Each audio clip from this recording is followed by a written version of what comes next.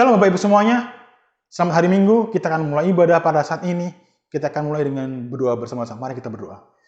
Bapak, kami bersyukur Tuhan untuk hari ini. Terima kasih untuk kasih-Mu, perlindungan-Mu, penyertaan-Mu sempurna atas anak semuanya Tuhan. Dimanapun kami berada Tuhan, Engkau senantiasa memberkati, menyertai, dan melindungi kami Tuhan. Berikan kesehatan dalam segala hal. Berkat kasih karunia-Mu Tuhan tercurah kami semuanya. Dan kami akan mulai Tuhan ibadah saat ini. Biarlah nama bertinggikan dan puji nama-Mu semuanya. Di dalam nama Tuhan Yesus Kristus kami berdoa dan mengucap syukur. Haleluya. Amin.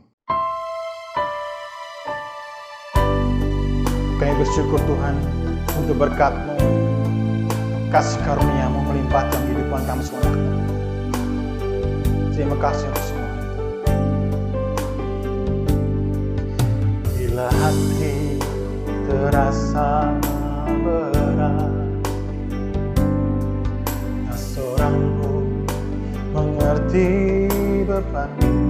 Ku tanya Yesus, apa yang harus ku buat? Dia berfirman, mari datanglah. Dia selalu pedulikan aku. Ku datang Yesus, Kau pikul segala bebanku. Sujud di altarnya, ku bawa hidupku. Ku terima anugerahnya, Dia ampuniku dan bebaskanku. Dia ubah hidupku, barui hatiku. Sesuatu terjadi saat datang di altarnya. Oh, bila hati terasa berat, tak seorang pun mengerti beban. Ku tanya Yesus, apa yang harus ku buat?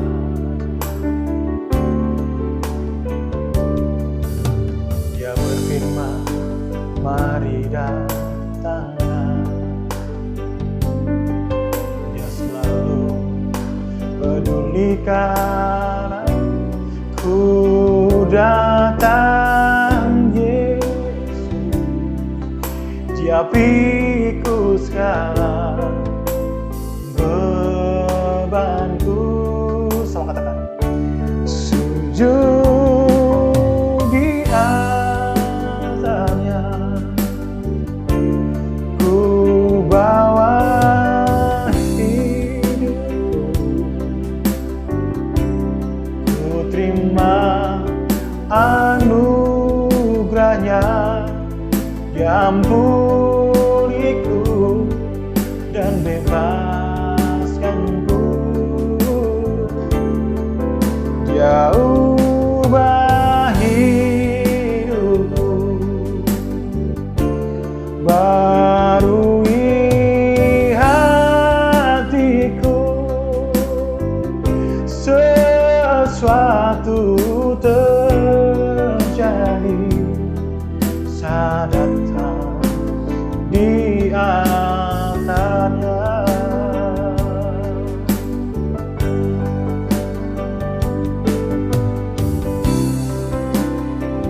Shalalabayala sikir, kami menyembah Tuhan, kami memuji-Mu. Haleluya.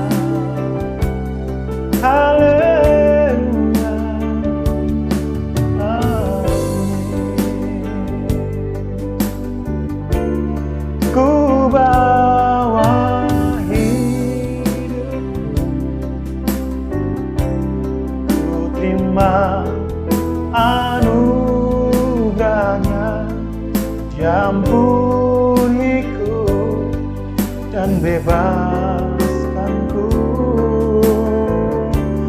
Dia ubah hidupku, barui hatiku. Sesuatu terjadi saat datang di antaranya.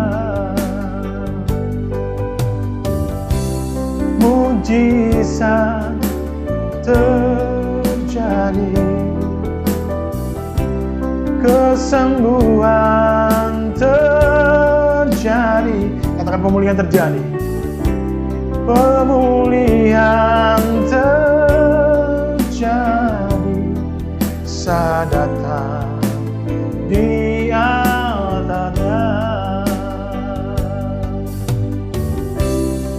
Oh, haleluya. Shalabaya shikiri, shalabaya shikiri. Terima kasih Tuhan.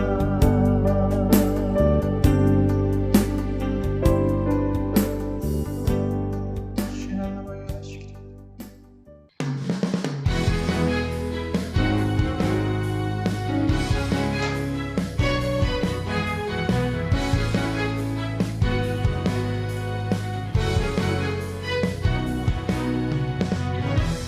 Tuhanlah kekuatan dan mazmurku, Dia gunung batu dan keselamatanku. Hanya padamu hatiku percaya, Kaulah menara dan kota perlindungan. Ku mau selalu bersyukur, sebab cintamu padaku takkan pernah berubah. Hatiku percaya, walau bumi bergoncang, gunung-gunung beranjak, namun kasih setiamu tak pergi dariku. Haleluya, kami tinggikan namamu Tuhan, terpujilah namamu.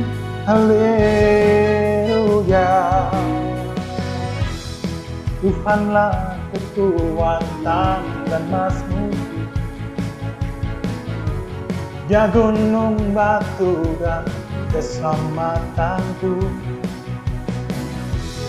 Hanya padamu hatiku percaya,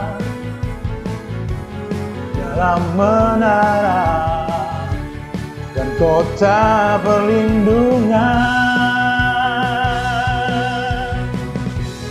Ku mau selalu bersyukur, sebab cintamu padaku takkan pernah berubah. Hatiku percaya, walau bumi bergoncang, gunung-gunung beranjak, namun kasih setiamu tak pergi dariku. Ku mau selalu bersyukur, sebab cintamu padaku takkan pernah berubah. Hatiku percaya, walau bumi bergoncang, gunung-gunung beranjak, namun kasih setiamu tak pergi dariku. Ku mau selalu bersyukur, sebab cintamu padaku takkan pernah berubah. Hatiku percaya, walau bumi bergoncang, gunung-gunung beranjak, namun kasih setiamu tak pergi dariku. Kami memuji kasih-Mu Tuhan, kami tinggikan nama-Mu. Haleluya, haleluya.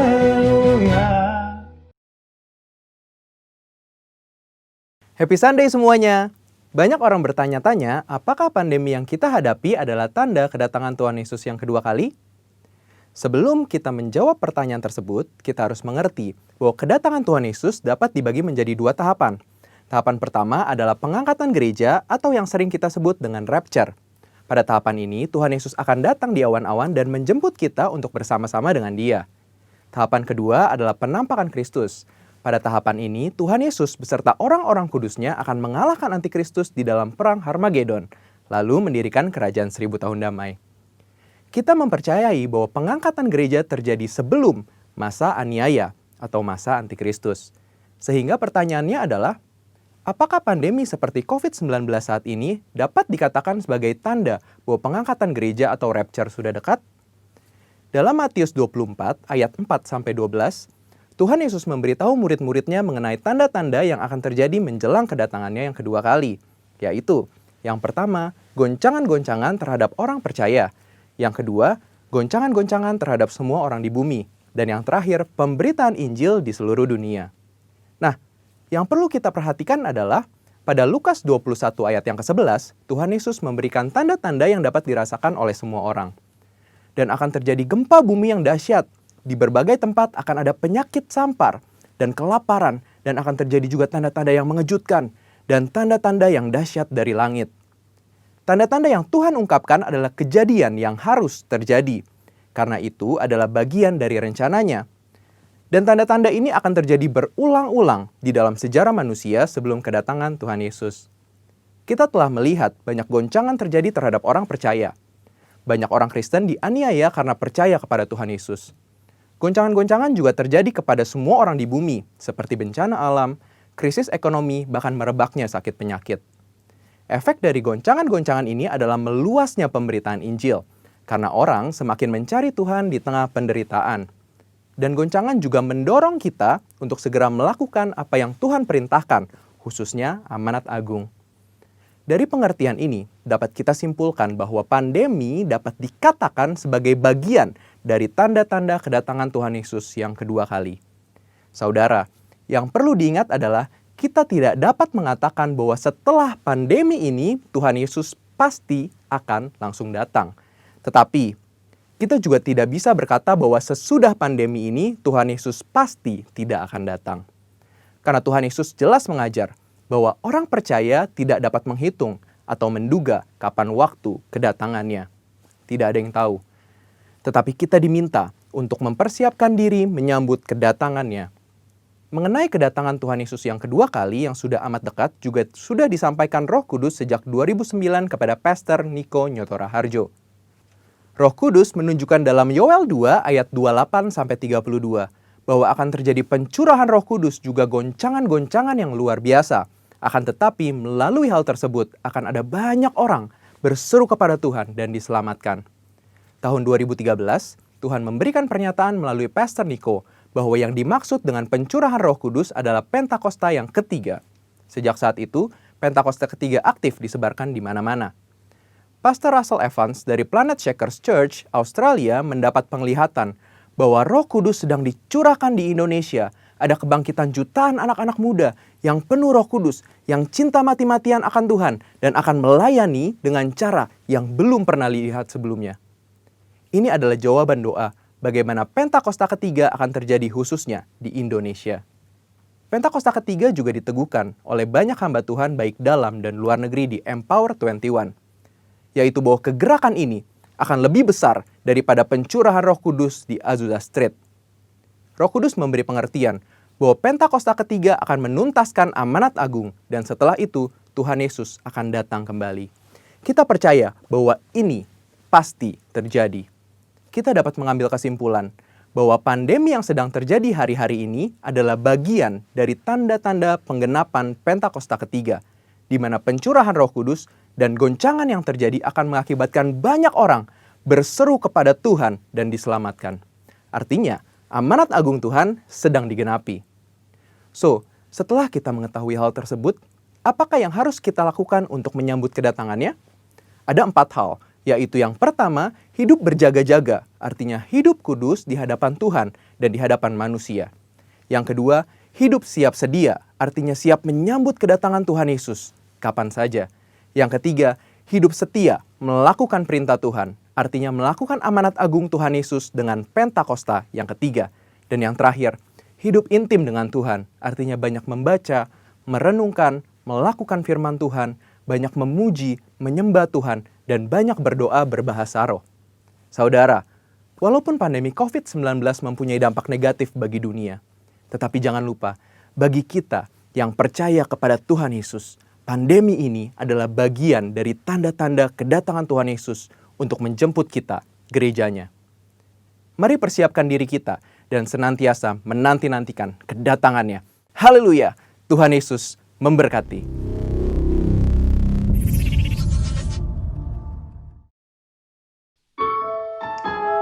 Mari kita akan menerima firman Tuhan, siapkan diri kita masing-masing.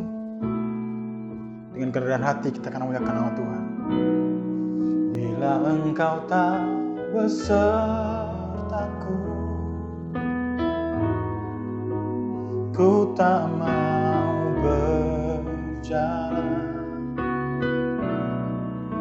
Ku perlu Tuhan, pimpin langkahku dengan kasih karunia. Bimbing langkahku setiap waktu, berjalan dalam Roh-Mu. Nyatakan Tuhan kemuliaan-Mu dan berjalanlah denganku. Bila Engkau tak besertaku, ku tak mau berjalan. Ku perlu Tuhan, bimbing langkahku dengan kasih karunia-Mu. Bimbing langkahku setiap waktu, berjalan dalam Roh-Mu. Nyatakan Tuhan kemuliaan dan berjalanlah denganku.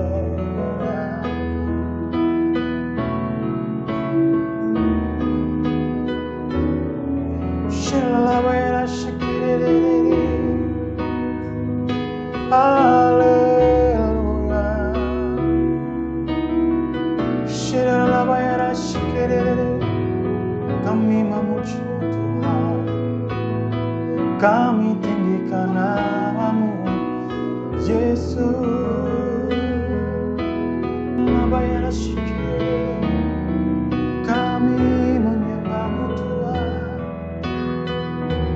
kami bersyukur, haleluya, haleluya. Kami menyembah-Mu Tuhan, kami tinggikan nama-Mu Yesus, haleluya. Bila Engkau tak besertaku, ku tak mau berjalan. Ku perlu Tuhan, bimbing langkahku dengan kasih karunia-Mu. Bimbing langkahku setiap waktu, berjalan dalam Roh-Mu. Nyatakan Tuhan kemuliaan dan berjalanlah denganku. Nyatakan Tuhan kemuliaan-Mu dan berjalanlah denganku. Nyatakan Tuhan kemuliaan-Mu dan berjalanlah denganku.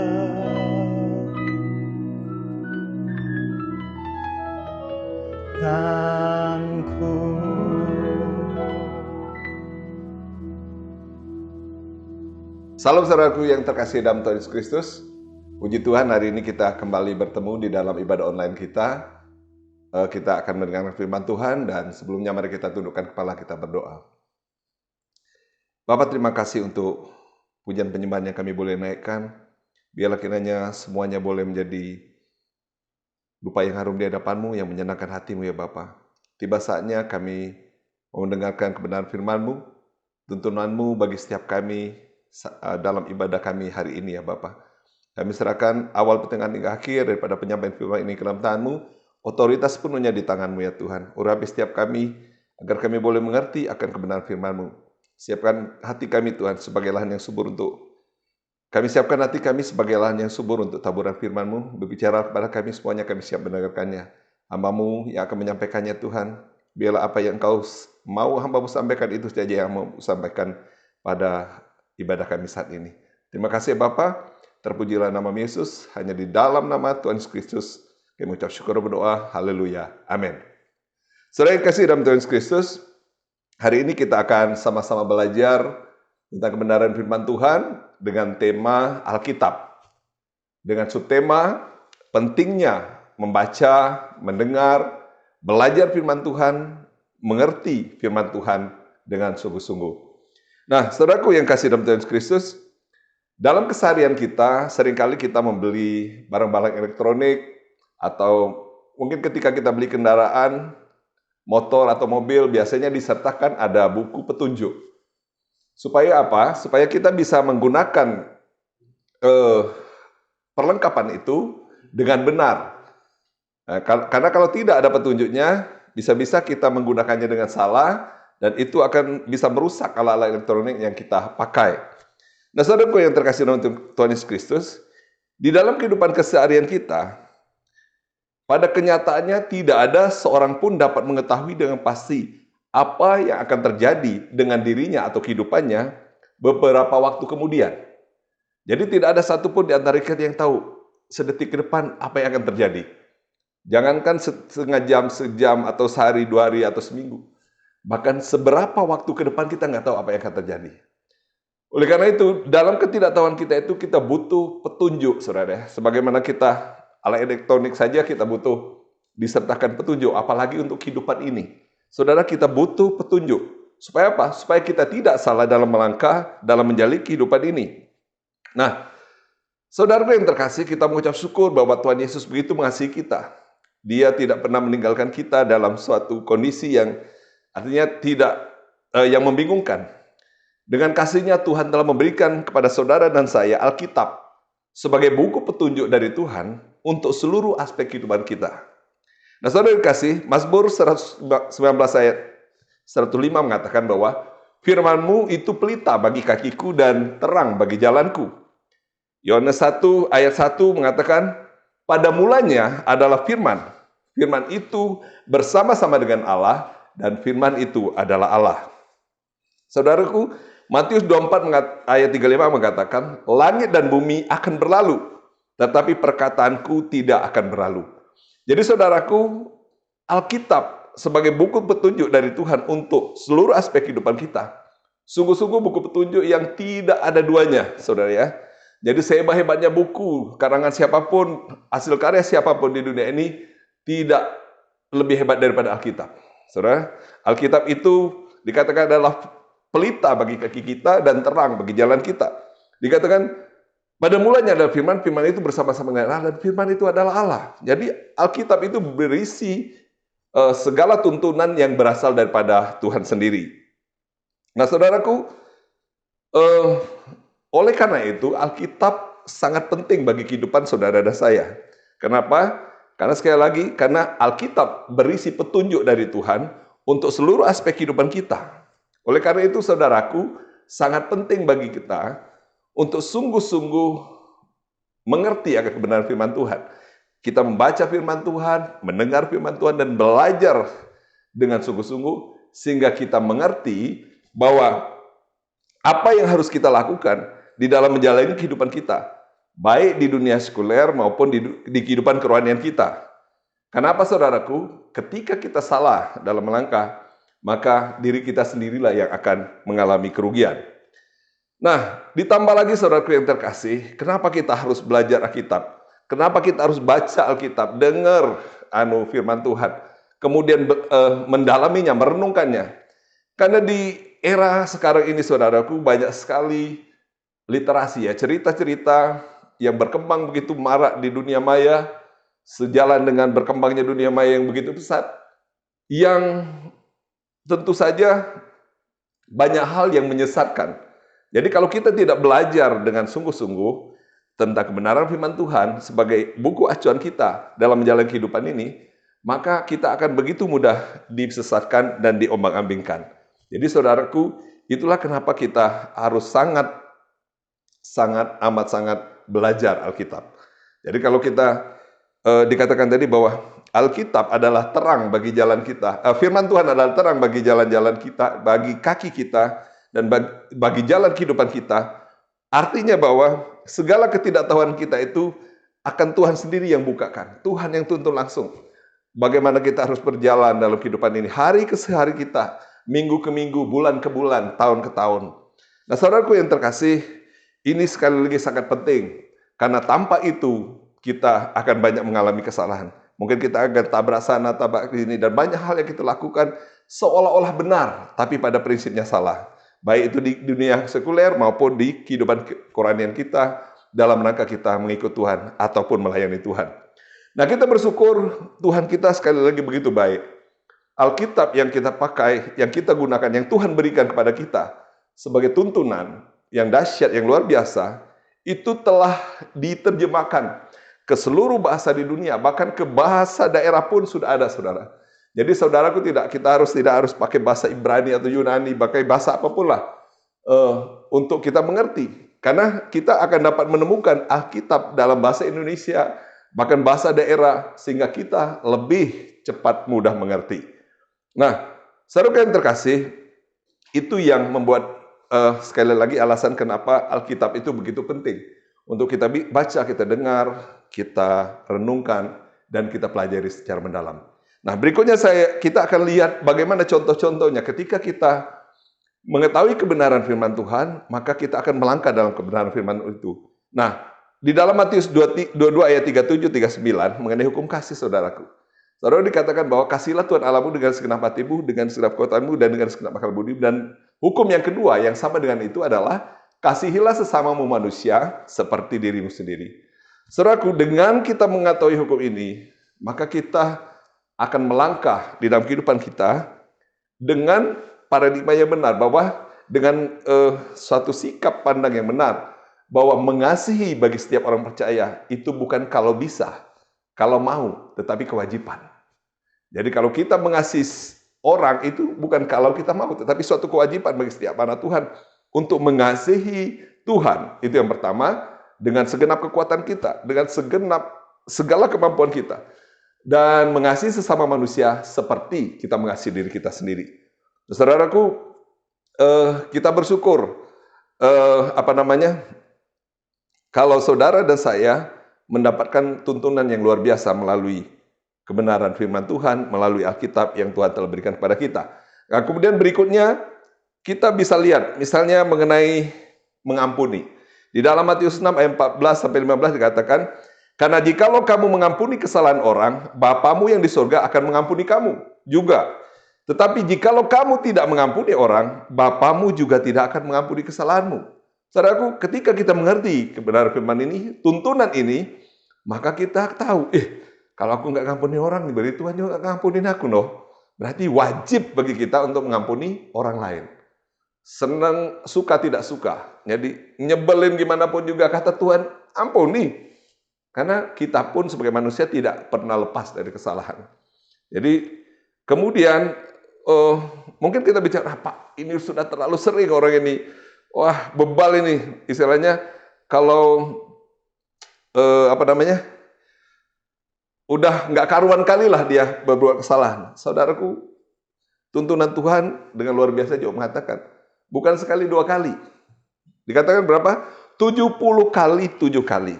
Yesus berkata, bukan aku berkata kepadamu, bukan sampai 7 kali, melainkan sampai 70 kali 7 kali.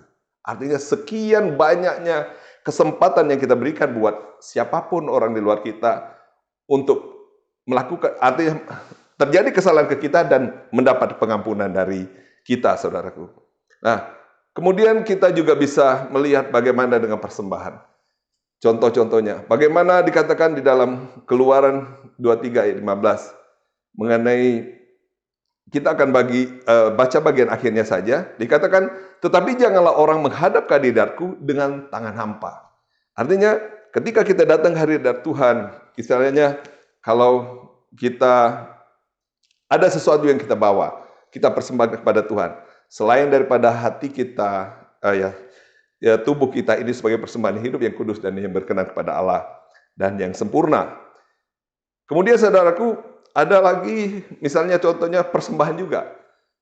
Kalau ketika kita membaca tuntunan ini, saudaraku, kita akan mengerti dengan benar. Ternyata pembayaran persembahan persepuluhan itu menyenangkan hati Allah. Jadi ini judul perikopnya, saudara ya. Pembayaran persembahan persepuluhan menyenangkan hati Allah. Di Maliaki 3 ayat 6-12. Jadi ketika kita tahu bahwa, ternyata kalau saya membayar persepuluhan, itu menyenangkan hati Tuhan. Saudara, setiap anak Tuhan pengen menyenangkan hati Tuhan. Nah, ketika kita tahu kebenaran firman Tuhan ini, apalagi kalau kita baca detail dari ayat 10 sampai dengan 12. Saudara, bagaimana Tuhan menjanjikan hal-hal yang luar biasa. Dan bagaimana caranya kita menyampaikan persembahan persepuluhan. Kata Tuhan, bawalah seluruh persembahan persepuluhan itu ke dalam perbendaharaan rumah Tuhan. Artinya persembahan itu kita bawa kepada Tuhan, kita sampaikan kepada Tuhan. Dan ternyata itu menyenangkan hati Tuhan. Bukan masalah kita mau diberkati atau tidak diberkati. Saudara, bagian kita melakukan firman Tuhan. Dan bagian Tuhanlah yang memberkati seluruh kehidupan kita. Firman Tuhan katakan, berkat Tuhanlah yang menjadikan kita kaya. Jadi lelah kita tidak akan menambahinya, saudara. Nah, ini baru sebagian kecil. Ada sekian banyak contoh-contoh tuntunan Tuhan ketika kita belajar dengan sungguh-sungguh firman Tuhan, Alkitab, membaca dengan sungguh-sungguh Alkitab, maka perjalanan hidup kita tentu saja akan penuh dengan tuntunan Tuhan. Jadi saudaraku, mulai hari ini buat kita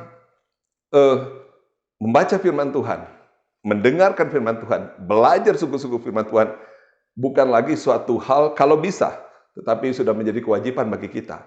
Kenapa? Karena kita tentunya mau kehidupan kita berhasil. Contohnya, saudara, di dalam Mazmur 1 ayat 1 sampai 3 dikatakan, berbahagialah orang yang tidak berjalan menurut nasihat orang fasik, yang tidak berdiri di jalan orang berdosa, dan yang tidak duduk dalam kumpulan pencemooh, tetapi yang kesukaannya ialah Taurat Tuhan, dan yang merenungkan Taurat itu siang dan malam. Ya, seperti pohon yang ditanam di tepi aliran air, menghasilkan buahnya pada musimnya, tidak layu daunnya, apa saja yang diperbuatnya berhasil. Saudaraku, tidak ada orang yang tidak mau berhasil, dan Tuhan kasih resepnya, saudara. Oleh karena itu, mari saudara, mungkin kita mulai dari 1-2 pasal, berikutnya semakin naik, semakin naik, semakin naik, dan semakin naik. Kita baca dari Kejadian sampai Wahyu, selesai balik lagi Kejadian sampai Wahyu. Jadi saudara, itu yang Tuhan mau hari-hari ini untuk kita lakukan, agar sekali lagi kerinduan Tuhan untuk memberkati seluruh kehidupan kita, membawa kita di dalam rencananya yang indah, yaitu rancangan damai sejahtera yang membawa masa depan yang penuh harapan terjadi dalam kehidupan kita. Itu saja yang Tuhan mau sampaikan buat kita hari ini, saudaraku, dan kita percaya bahwa kita semua mau untuk belajar dengan sungguh-sungguh akan firman Tuhan. Baca Alkitab dengan sungguh-sungguh dan mempelajarinya dengan sungguh-sungguh. Mari kita tundukkan kepala, kita berdoa. Bapak, terima kasih untuk firman-Mu hari ini ya Bapak, yang mengajarkan kami untuk kami sungguh-sungguh mau belajar firman Tuhan dari Alkitab. Karena kami tahu Bapa, Engkau telah sampaikan bahwa firman-Mu adalah penuntun bagi kehidupan kami. Sehingga kami boleh menjalani kehidupan ini dengan benar di hadapan-Mu, seturut dengan kehendak firman-Mu. Bapak, biarlah firman-Mu ini boleh menjadi rema bagi kehidupan setiap kami, berakar, bertumbuh, dan berbuah yang lebat dalam kehidupan setiap kami. Kami sungguh-sungguh diberkati Tuhan dengan firman-Mu pada ibadah hari ini ya Tuhan. Dan sekali lagi Tuhan, biarlah ya Roh Kudus Kau yang memampukan kami untuk melakukannya seturut dengan kehendak firman Tuhan. Hanya di dalam nama Tuhan Yesus Kristus kami mengucap syukur dan berdoa. Umat Tuhan yang percaya, sama-sama kita katakan amin. Saudara yang kasih, kita akan masuk dalam perjamuan kudus. Mari siapkan hati kita. Saudaraku, kita sungguh-sungguh minta kepada Tuhan. Mari introspeksi diri kita masing-masing karena kita mau masuk dalam perjamuan kudus dengan layak dan berkenan di hadapan Tuhan. Mari saudaraku, ingat-ingat apa yang perlu kita minta ampun kepada Tuhan. Minta ampun kepada Tuhan supaya sungguh-sungguh kita masuk dalam perjamuan kudus ini dengan suci dan kudus, dengan layak berkenan di hadapan Tuhan. Dan mari kita mengingat juga akan segala kebaikan Tuhan yang rela mati di kayu salib untuk menebus segala dosa dan salah kita, untuk membawa kita dari kegelapan kepada terangnya yang ajaib, dari kematian kepada kehidupan yang kekal bersama dengan Bapa di surga. Terima kasih ya Bapa. Terima kasih malam hari ini kami rindu mau akan masuk dalam perjamuan kudus-Mu ya Tuhan. Bapa, ampunkan segala dosa dan kesalahan kami, segala hal yang tidak berkenan di hadapan-Mu ya Tuhan. Kami mau masuk dalam perjamuan kudus ini dengan layak dan berkenan di hadapan Tuhan. Biarlah ya Bapa, segala apapun yang kami lakukan yang salah, tidak berkenan di hadapan-Mu, Kau sucikan dan kuduskan dengan darah penebusan-Mu di kayu salib ya Bapa. Terima kasih ya Bapa. Terima kasih ya Tuhan. Terima kasih. Terpujilah nama-Mu Yesus kekal selama-lamanya. Amin. Mari saudaraku, kita siapkan roti di tangan kita. Namanya syarat apa? Syarat.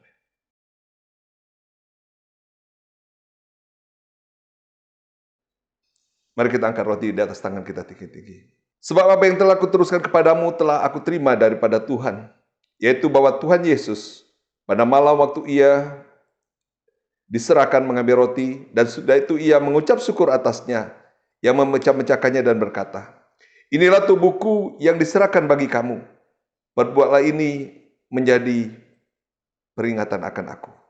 Saudara yang kasih dalam Tuhan Kristus, bukankah roti perjamuan ini adalah lambang persekutuan kita dengan tubuh Kristus?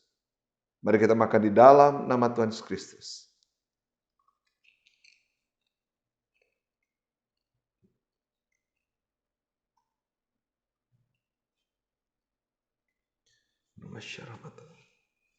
Mari kita angkat cawan di atas tangan kita tinggi-tinggi. Demikian juga Ia mengambil cawan setelah makan lalu berkata, cawan ini adalah perjanjian baru yang dimeteraikan oleh darahku. Perbuatlah ini setiap kali kamu meminumnya menjadi peringatan akan aku. Saudaraku yang kasih dalam Tuhan Yesus Kristus, bukankah anggur perjamuan ini adalah lambang persekutuan kita dengan darah Yesus? Mari kita minum di dalam nama Tuhan Yesus Kristus. Mari ucapkan syukur.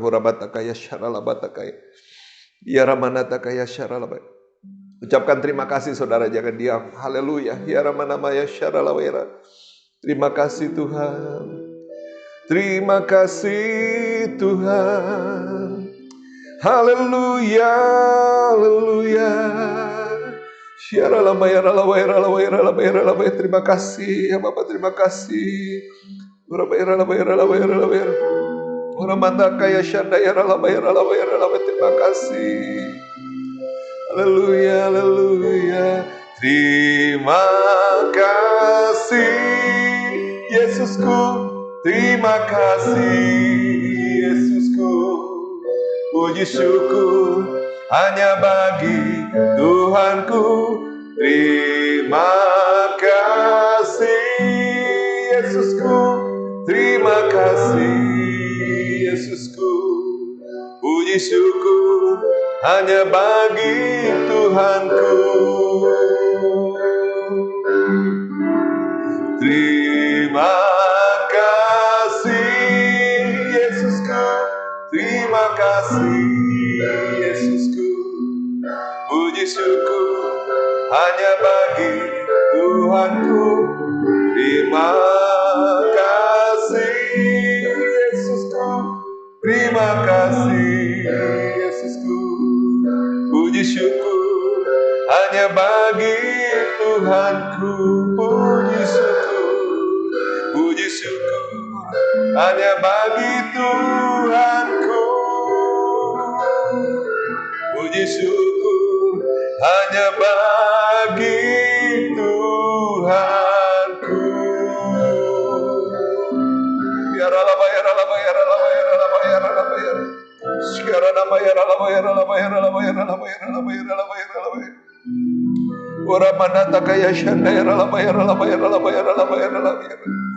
Terima kasih ya Tuhan. Terima kasih Yesusku. Terima kasih. Haleluya Yesus Tuhan. Haleluya.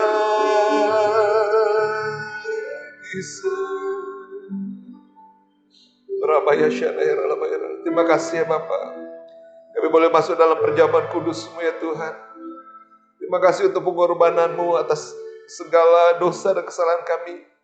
Kau rela mati di kayu salib Tuhan, menggantikan apa yang seharusnya kami tanggung dalam hidup kami ya Bapak. Terima kasih Bapak. Kami bangga punya Allah seperti Engkau. Engkau juru selamat kami yang agung, Tuhan kami. Terima kasih ya Bapak. Dalam nama Tuhan Yesus Kristus. Dalam nama Tuhan Yesus Kristus. Haleluya. Amin. Saudaraku, kita akan mendeklarasikan Mazmur 91 supaya itu menjadi bagian keseharian dalam kehidupan kita, bahwa kita aman dalam lindungan Tuhan yang sempurna. Dalam lindungan Allah, orang yang duduk dalam lindungan yang Maha Tinggi dan bermalam dalam naungan yang Maha Kuasa akan berkata pada Tuhan, tempat perlindunganku dan kubu pertahananku, Allahku yang kupercayai. Sungguh Dialah akan melepaskan engkau dari jerat penangkap burung, dari penyakit sampar yang busuk. Dengan kepaknya ia akan melindungi engkau, di bawah sayapnya engkau akan berlindung, kesetiaannya ialah perisai dan pagar tembok. Engkau tak usah takut terhadap kedahsyatan malam, terhadap panah yang terbang di waktu siang, terhadap penyakit sampar yang berjalan di dalam gelap, terhadap penyakit menular yang mengamuk di waktu petang. Walau 1.000 orang debar di sisimu dan 10.000 sebelah kananmu, tetapi itu tidak akan menimpamu. Kau hanya menontonnya dengan matamu sendiri dan melihat pembalasan terhadap orang-orang fasik. Sebab Tuhan ialah tempat perlindunganmu, yang Maha Tinggi telah kebuat tempat perteduhanmu. Malapetaka tidak akan menimpa kamu dan tulah tidak akan mendekat pada kemahmu. Sebab malaikat-malaikatnya akan diperintahkannya kepadamu untuk menjaga engkau di segala jalanmu. Mereka akan menatang engkau di atas tangannya supaya kakimu jangan terantuk kepada batu. Singa dan ular tedung akan kau langkahi. Kau akan menginjak ada singa dan ular naga. Sungguh hatinya melekat kepadaku, maka aku akan meluputkannya. Aku akan membentenginya sebab ia mengenal namaku. Bila ia berseru kepadaku, aku akan menjawab. Aku akan menyertai dia dalam kesesakan. Aku akan meluputkannya dan memuliakannya. Dengan panjang umur akan kukenyangkan dia, dan akan kuperlihatkan kepadanya keselamatan yang daripadaku. Amin. Saudaraku, kita akan masuk dalam doa syafaat. Kita akan mengakhiri ibadah kita pada hari ini. Dan sekali lagi mari kita tundukkan kepala kita berdoa. Bapak, terima kasih untuk ibadah yang kami boleh jalani pada hari ini ya Tuhan. Awal pertengahan hingga akhir, untuk doa pujian penyembahan. Dan firman yang kami boleh terima ya Tuhan. Biarlah semuanya boleh menjadi kekuatan yang baru bagi kami. Dan semuanya juga Bapa, doa pujian penyembahan kami boleh menjadi persembahan yang indah dan berkenan di hadapan-Mu. Bapa, kami berdoa buat pemimpin bangsa dan negara kami, mulai dari presiden, wakil presiden, semua aparatur pemerintah, pejabat tinggi negara, TNI, Polri, DPR, MPR, Mahkamah Agung, semua ya Tuhan, aparatur negara dari pusat sampai ke daerah, kami serahkan ke dalam tangan-Mu. Biarlah mereka boleh menjalankan roda pemerintahan ini dengan takut dan gentar akan Tuhan, seturut dengan kehendak firman Tuhan. Terima kasih ya Tuhan, kami percaya Indonesia bebas corona, bahkan dari segala virus, kuman, sakit, penyakit apapun. Indonesia juga bebas dari resesi ekonomi ya Bapak. Bapak, biarlah berkat keselamatan yang daripada-Mu itu Tuhan, ada atas bangsa kami. Kau memimpin bangsa kami, membawa bangsa kami dalam kemuliaan-Mu. Dan Engkau memakai setiap kami anak-anak-Mu ya Tuhan, untuk menjadi bagian, untuk membangun bangsa ini masuk dalam kemuliaan-Mu ya Tuhan.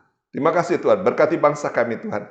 Berkati setiap penduduk yang masyarakat, bangsa dan negara kami ya Tuhan, yang memerlukan Tuhan pertolongan, biarlah kiranya mereka boleh mendapatkan pertolongan dan jawaban doa yang daripada-Mu ya Tuhan. Terima kasih ya Bapak, kami berdoa untuk pemimpin rohani kami, untuk Bapak Pendeta Dr. Insinyur Niko Nyotor Harjo, dengan keempat wakilnya, Gembala Rayon kami, Bapak Budi Sastra, dan juga Gembala Cabang Ranting, dan semua Tuhan pelayan-pelayan Tuhan di cabang ranting yang ada ya Bapak. Bapak kami serahkan semuanya ke dalam tangan-Mu, biarlah semuanya boleh menjalankan kehidupannya dengan senantiasa dalam pengurapan Allah, diberkati seluruh aspek kehidupannya, dan semakin hari semakin dipakai Tuhan dengan dahsyat untuk kemuliaan nama Tuhan.